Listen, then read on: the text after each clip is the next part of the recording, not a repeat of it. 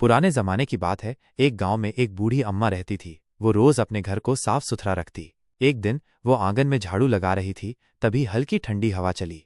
अम्मा ने सिर उठाकर देखा, गहरे सफेद बादल उनके सिर के ऊपर तैर रहे थे। लेकिन ये बादल बस देखने भर के नहीं थे, ये गांव में रहते थे और लोगों से हंसी मजाक भी करते थे।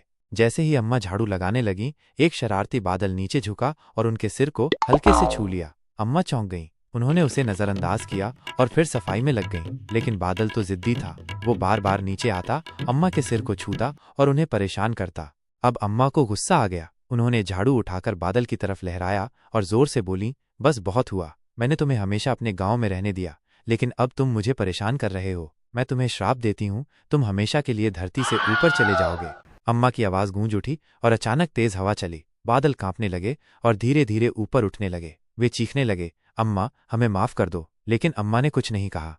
देखते ही देखते सारे बादल आसमान में समा गए। उस दिन के बाद गांव में बादल कभी नहीं टिके। वे हमेशा ऊपर, बहुत ऊपर आसमान में रहते, बारिश लाने के लिए आते और फिर चले जाते।